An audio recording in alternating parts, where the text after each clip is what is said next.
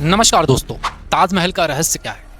कुछ लोगों ने तो यहां तक कह दिया कि ताजमहल असल में एक शिव मंदिर है जिसका असली नाम तेजो महल था। कुछ लोग दावा करते हैं कि वहां हिंदू देवी देवताओं की मूर्तियां छिपी हुई हैं। तो आइए आज हम सच का पता लगाने की कोशिश करते हैं कि ताजमहल का असली इतिहास क्या है। आखिर कैसे ताजमहल बना पूरी दुनिया के लिए द सिंबल ऑफ लव। सफेद संगमरमर से बने इस मकबरे को कैसे मिला दुनिया के 7 अजूबों में सबसे ऊंचा मुकाम। ताजमहल न सिर्फ हिंदुस्तान के लिए खास है बल्कि वर्ल्ड टूरिज्म के लिए भी एक माइलस्टोन स्ट्रक्चर है।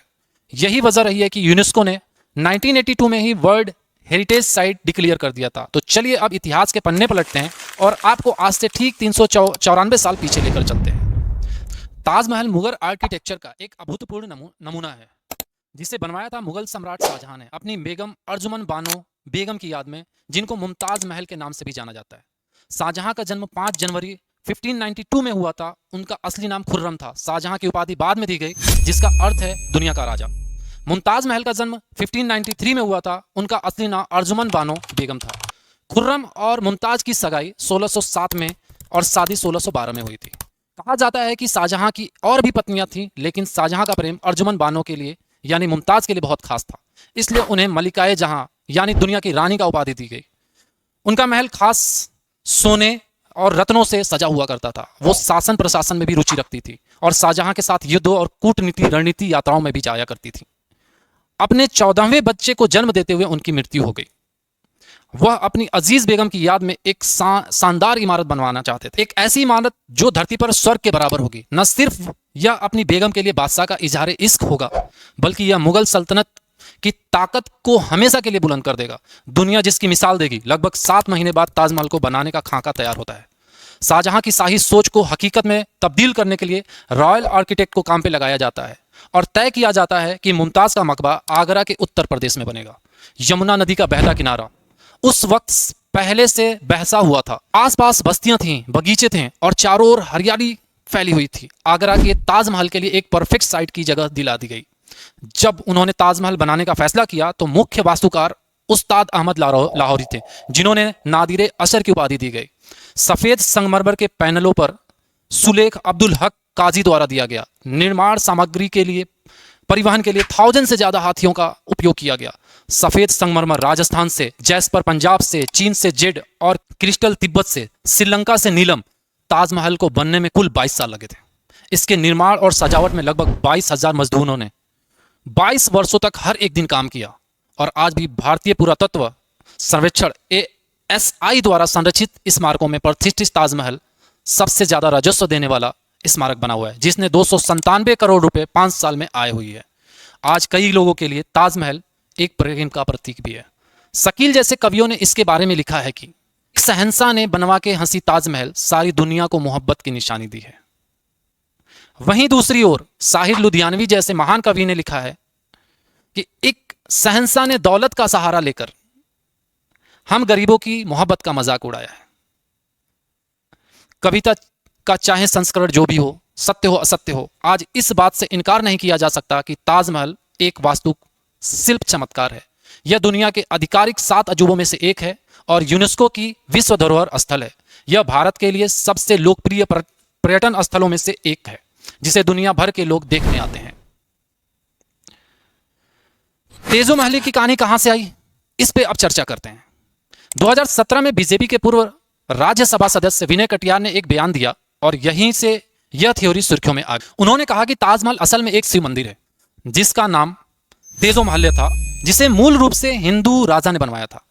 ऐसी कहानियों की शुरुआत पुरुषोत्तम नागेश ओक नामक व्यक्ति ने की थी। वो इतिहासकार नहीं थे बल्कि स्वघोषित इतिहास प्रेमी थे, जो बिना प्रमाण के अपनी कल्पना से इतिहास लिख दिया करते थे। वो इतिहास के शौकीन थे। उन्होंने इतिहास लिखने में भी आनंद आता था। लेकिन दोस्तों जरा सोचो, इतिहासकारों के कार्यप्रणाली की व्यापक और थकाऊ होती है। एक इतिहासकार को पुराने अखबारों और पत्रिकाओं, डायरी, प्रविष्टियों, पत्रों, चित्रों कार को विभिन्न तरह की सामग्रियों से उनका निचोड़ निकालना पड़ता है। इवन कार्बन डेटिंग को भी देखना पड़ता है और फिर उनका विश्लेषण करके यह समझना पड़ता है कि उस समय वाकई हुआ क्या होगा। समझने के लिए उन्हें उसे लिखना होता है और जिन विभिन्न स्रोतों पर उन्हें भरोसा किया जाता है उसका हवाला देकर एक वृत्तांत तैयार किया जाता है। फिर उसके लेखन अन्य इतिहास द्वारा समीक्षा की जाती है ताकि यह पता लगाया जा सके कि इतिहासकार द्वारा लिखा गया वृत्तांत कितना सटीक है, लेकिन पीएन ओक की कार्यप्रणाली बिल्कुल अलग थी। उनकी कार्यप्रणाली कुछ इस तरह काम करती थी कि उनके अनुसार वेटिकन शब्द वाटिका से आया, क्रिश्चियनिटी कृष्णा नीति से आया, और उन्होंने यह भी दावा किया कि इस्लाम और यहूदी धर्म भी हिंदू से निकले हैं, क्योंकि अब्राहम ब्रह्मा जैसा लगता है, अब्राहम की पत्नी सारा संभवतः सरस्वती जैसी है, और मूसा महेश यानी शिव जैसे। शुरुआत में पीएन ओक ने कहा कि ताजमहल प्राचीन हिंदू धर्म का एक चमत्कार है जो प्राचीन काल में बना था। इतिहासकारों ने यह कहकर इसका खंडन किया कि 4वीं शताब्दी में पहले की इमारत केवल तभी बची हैं जब वे चट्टानों से काटकर बनाई गई थी, कोई और इमारत नहीं बची। इसलिए यह संभव हो सका कि ताजमहल वास्तव में 1600 के दशक में बनाया गया था। इसके बाद ओक ने अपने दावे को संशोधित किया। फिर उन्होंने कहा कि इसका निर्माण 1155 में राजा परममर्दी देव ने कराया था। पीएन ओक ने वर्ष 1155 की बात कही थी, लेकिन अदालत में दायर की गई नवीनतम याचिका में याचिकाकर्ता ने दावा किया कि इसका निर्माण 1212 में हुआ था। याचिका में ताजमहल के इतिहास का भी जिक्र है। इसके अनुसार राजा परमर्दी देव ने 1212 में तेजो महल का निर्माण कराया था। लेकिन इससे क्या फर्क पड़ता है? झूठे सिद्धांत अब टीवी पर लंबी बहस का विषय बन गए हैं, और फिर टीवी पर ऐसे लोग बहस करते हैं जैसे यह कोई बहुत बड़ा रहस्य हो। उनकी सबसे मशहूर कहानी थी ताजमहल असल में शिव मंदिर तेजो महल है। उन्होंने 1989 में इस पर एक किताब लिखी, ताजमहल द ट्रू स्टोरी, और 2000 में सुप्रीम कोर्ट में याचिका दायर की। सुप्रीम कोर्ट ने उनकी याचिका को भ्रमित करने वाली बातें बताते हुए खारिज कर देता है। यही नहीं दोस्तों, 1967 में लिखी किताब में उन्होंने दावा किया कि लखनऊ में इमामबाड़ा हिंदू महल है। एक दूसरी किताब में उन्होंने यह भी साबित करने की कोशिश की कि दिल्ली का लाल किला असल में हिंदू लाल कोट है। 2015 से पहले भी ऐसी कई याचिकाएं आई, जैसे कि अप्रैल 2015 में आगरा की अदालत में 6 वकीलों ने इसी तरह का एक मुकदमा दायर किया, जिसमें दावा किया गया था कि ताजमहल वास्तव में एक शिव मंदिर था। उन्होंने अदालत में हिंदुओं को वहां पूजा करने की अनुमति मांगी थी।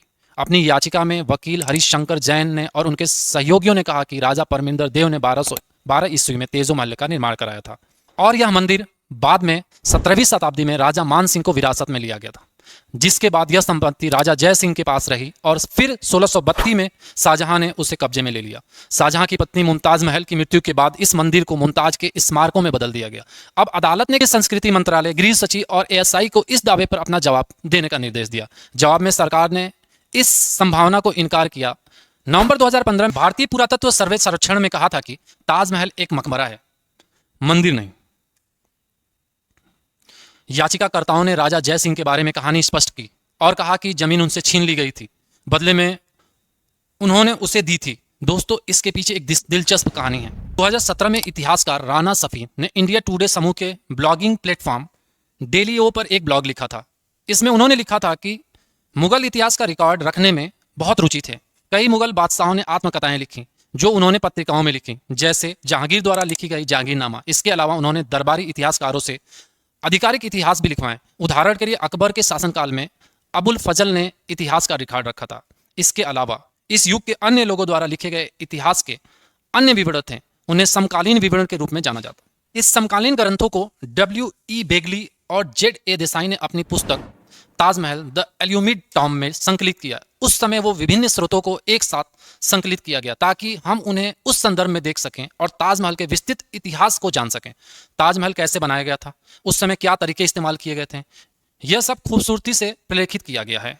आप भी उसको चाहो तो देख सकते हो और पढ़ सकते हो। राजा जय सिंह के शाहजहां के साथ मैत्रीपूर्ण संबंध थे। हमें पता चलता है कि राजा जय सिंह उस क्षेत्र में रहते थे जहां ताजमहल बना है।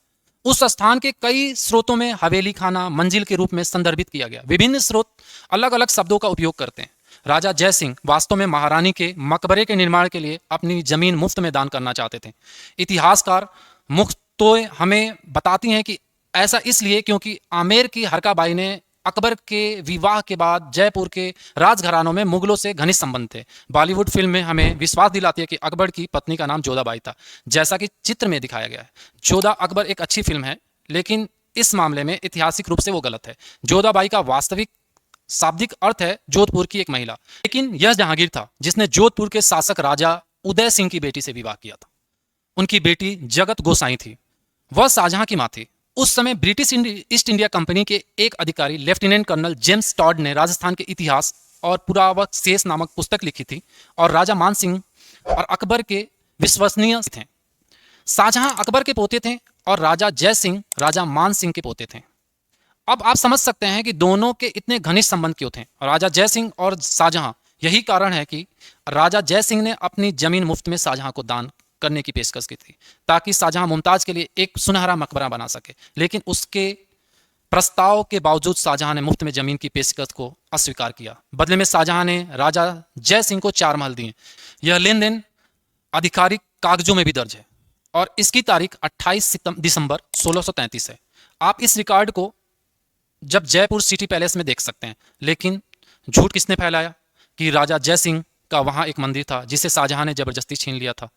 तेजो महल एक शिव मंदिर है, अवास्तविक कोई प्रमाण नहीं। अगर यह वीडियो जानकारीपूर्ण लगी तो अगली बार जब आपसे कोई व्हाट्सएप ग्रुप या दोस्तों में बात करे कि ताजमहल असल में एक तेजो महल है, तो उनको ये वीडियो जरूर शेयर करना और तार्किक से बात करना। आपका बहुत बहुत धन्यवाद।